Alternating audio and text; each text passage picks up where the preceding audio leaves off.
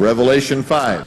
And they sang a new song, saying, Thou art worthy to take the book or the scroll, and to open its seals, for thou wast slain, and hast redeemed us to God. Some of you have texts that say redeemed men. Redeemed us to God by thy blood out of every kindred and tongue and people and nation, and has made us, some of you have versions that read them, has made us unto our God kings and priests, and we, and some of you have versions that say they, we shall reign on the earth.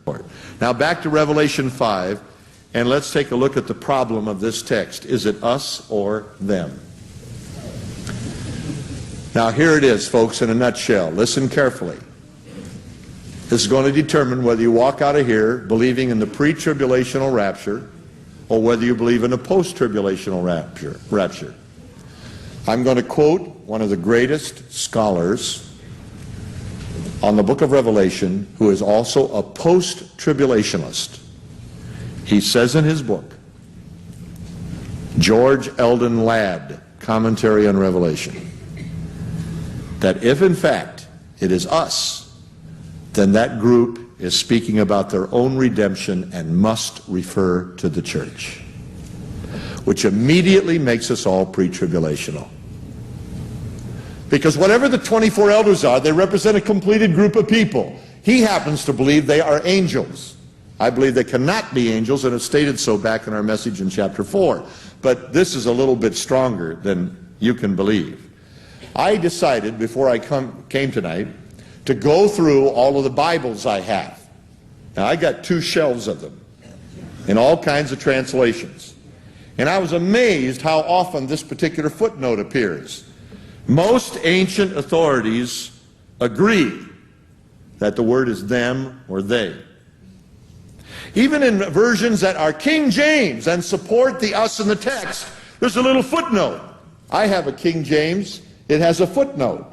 Here's what it says. Most early manuscripts omit us in verse 9 and read them and they instead of us and we in verse 10. One of the leading pre-tribulational teachers in America says in his commentary that beyond a doubt all scholars know that the translation is them and they, not us. That we pre-tribulationists should not use this passage to teach our point, since it reveals our lack of scholarship.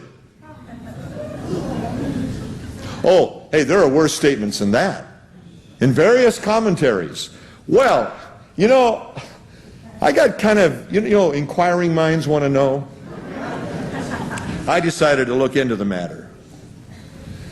I have spoken publicly on this matter and have been asked also by some who are Greek manuscript men to keep my mouth shut. I'm not going to. See, the insinuation is, listen carefully, the insinuation is that the average layperson cannot really fathom this. I don't believe that at all. I believe the average layperson can fathom it and ought to know about it. First of all, out of all the manuscripts we have, the most important ones are, of course, in the original language, Greek manuscripts of the New Testament. Far more important than any other language into which the Greek is translated. Well, how many manuscripts out of some 5,000 on the New Testament do you think have the book of Revelation, any part of it, in the manuscript? Only 95. There's only 95 known Greek manuscripts on the book of Revelation in existence in the world. Now, some may be under the protective covering of some hill that archaeology hasn't uncovered yet, but we have only 95 known manuscripts in Greek on the book of Revelation. Now, I ask myself, since these are all fragments, how many of those have Revelation 5 in the fragment? Very interesting, only 24 out of the 95 have Revelation 5. There's only 24 Greek manuscripts in the world that have Revelation 5 in it. I find it extremely interesting that 23 out of the 24 read us. There is, in fact, only one manuscript, Codex Alexandrinus, that says us. Now, you know, I mean, it says them. No. Yes, them. Hey, after that lion thing last week, I need your help, okay? Next project. When the Latin Vulgate was translated, 4th century A.D., Jerome, who translated the Latin Vulgate, became the standard Bible of the Catholic Church for 1,000 years, at least, and some still use it.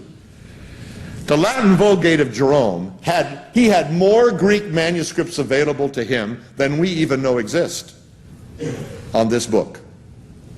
And I find it extremely interesting that in the Latin Vulgate it reads us in both verses, verse 9 and 10. First person plural.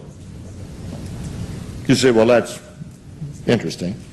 But, you know, one guy came to me and he said, well, you know, the King James in 1611 didn't have all the evidence. And it wasn't until 1634 that they finally got all the manuscripts from Europe over to England, because King James pushed through to get the 1611 out just in glory to his own name. And really we ought to look at the 1634 edition, which had all the manuscripts. So, you know, when people do that, they kind of intimidate you. So I decided to go look up the 1634 edition. Kind of interesting. It reads us too. I looked up the versions. You know, versions mean Greek translated in another language, like Latin and Syriac and Armenian and Coptic and all that stuff. I decided to look up the versions, and I found out they all read us. Well, this is getting more interesting. As a matter of fact, in verse 10, where most of you who have New American Standard, New International, or footnotes on your King James, it says it should read them.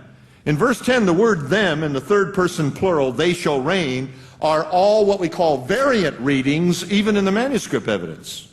It means there's a lot of variation as to whether it's them or not. You say, I don't really care about this. Well, you better start caring. By the way, it would be possible to read us in verse 9, since only one manuscript ever changed it, and you could read them in verse 10 as an editorial comment of the redeemed ones in verse 9 and still have the same argument. Did everybody follow that? I didn't think so. Here's the point. In verse 9, it's very clear that only one Greek manuscript contains anything but us. Well, let's suppose for a moment, even though there are variant readings that have they and them and they shall reign, let's suppose that that's correct. Then verse 10 is simply an editorial comment on the us of verse 9. The problem here would still exist. If you say in verse 9, thou art worthy because you have redeemed us to God, then the 24 elders are singing a song about themselves that they in fact are redeemed. Angels cannot be redeemed. They are not angels. They have to be people who are redeemed. Is everybody listening? I believe Revelation 1 really settles it. Go back to Revelation 1.